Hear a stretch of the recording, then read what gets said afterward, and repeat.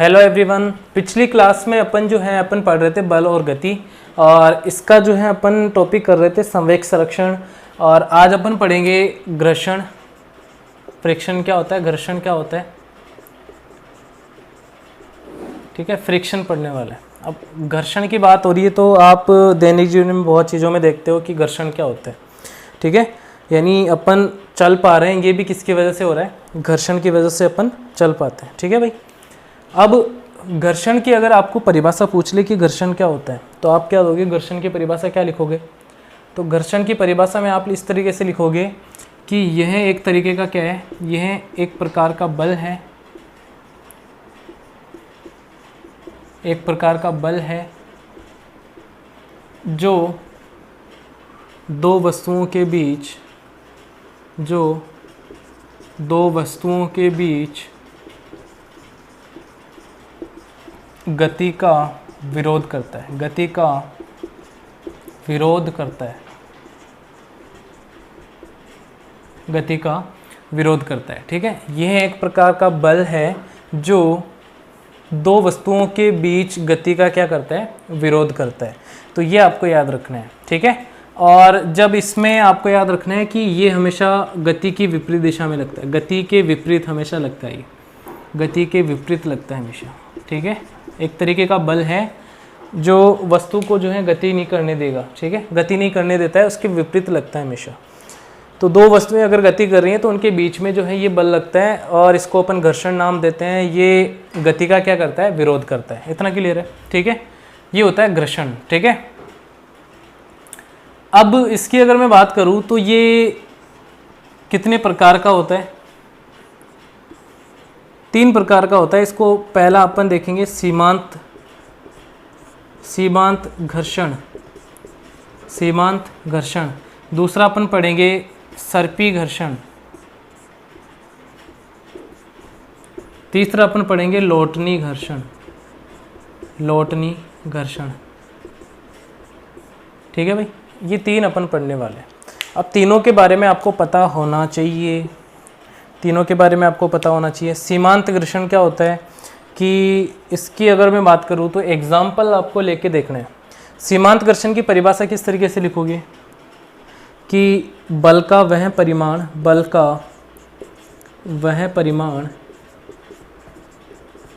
जो वस्तु को खिसकाने के लिए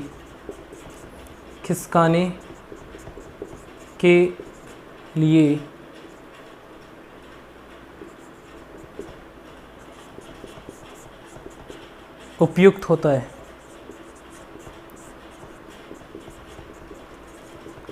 ठीक है।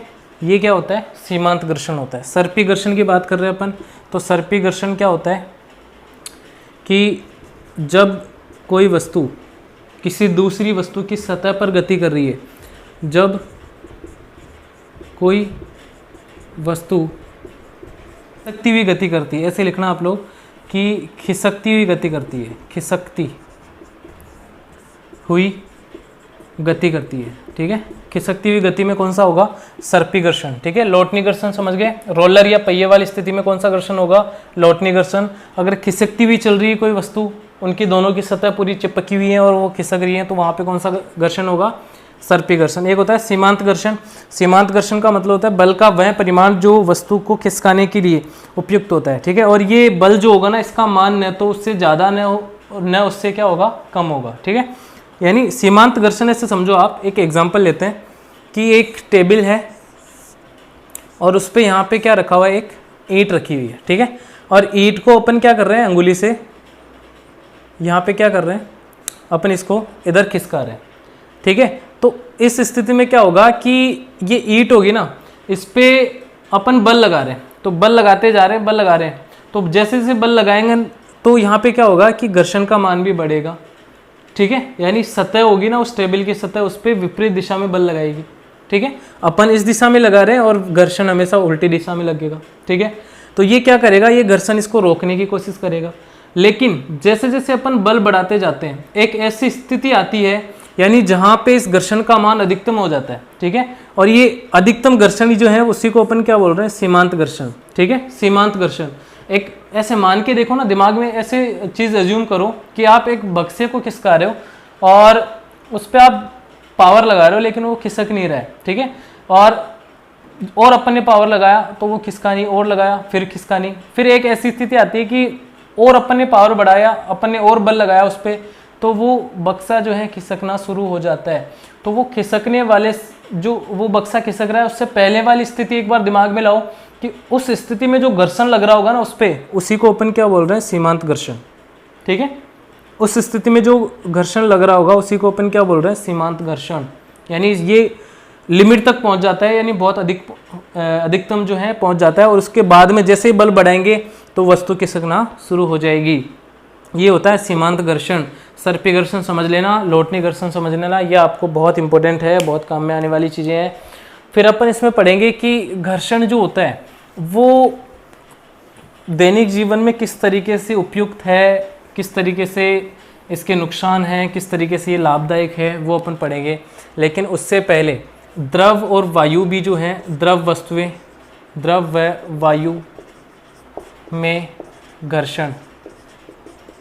देखो, वायु भी और द्रव भी क्या करते हैं, वस्तुओं पे घर्षण लगाते हैं। एक बेस्ट एग्जांपल बताता हूँ मैं आपको कि वायु में कैसे घर्षण होता है। देखना कि जब उल्काएं देखिए आपने, टूटता हुआ तारा जिसको बोलते हो आप, उल्काएं।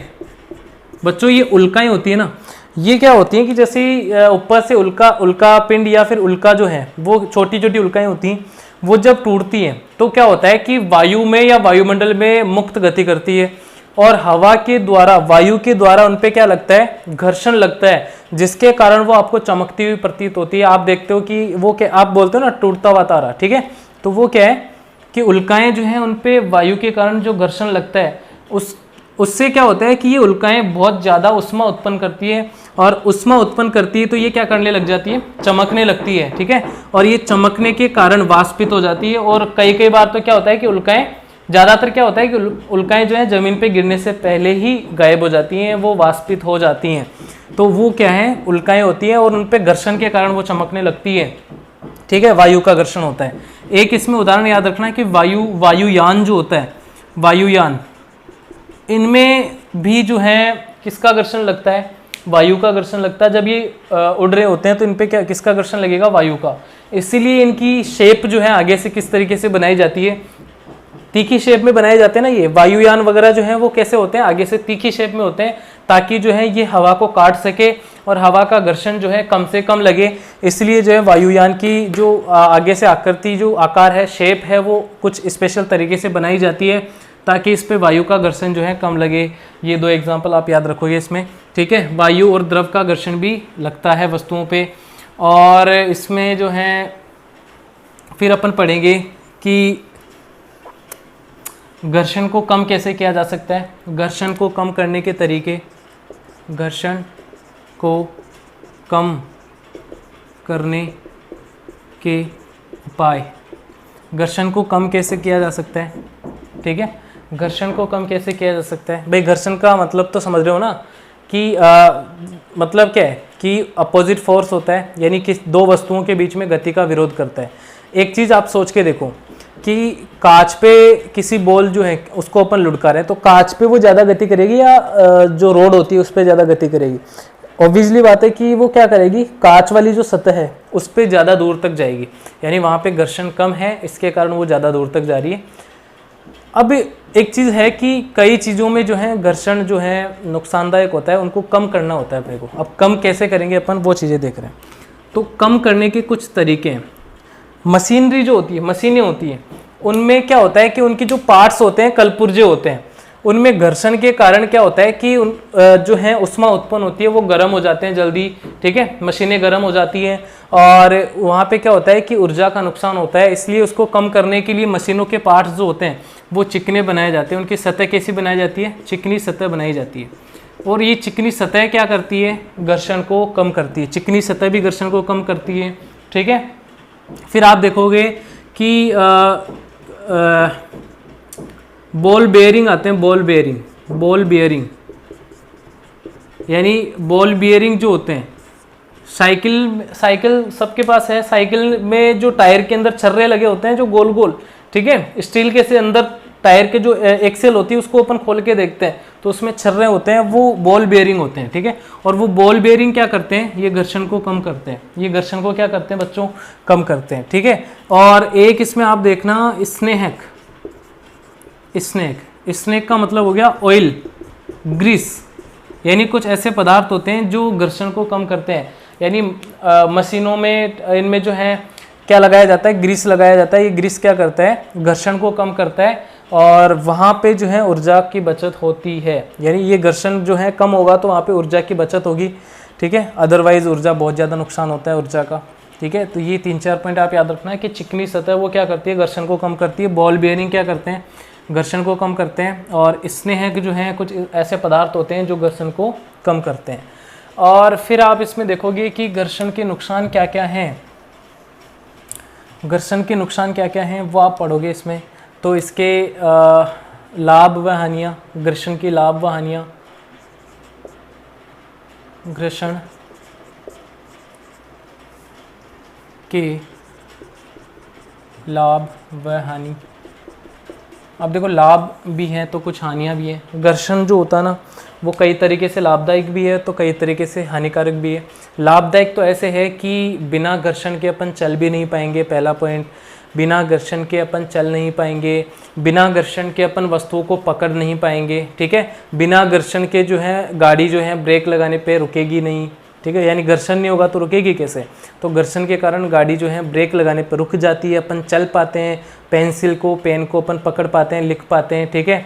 और बहुत सारी चीज़ें जिनको अपन जो है डेली लाइफ में उपयोग करते हैं उनको अपन उनको जो है हाथों से पकड़ नहीं पाएंगे। ये सारा जो है घर्षण के कारण ही अपन उनको जो है ये कर पाते हैं ये चीज़ें, ठीक है। अब देखो इसकी हानियाँ भी हैं, ये लाभ है और हानियाँ जो है वो इस तरीके से लिखोगे कि घर्षण के कारण जो होता है ना मशीनों की जो है क्षमता या दक्षता जो है कम हो जाती है।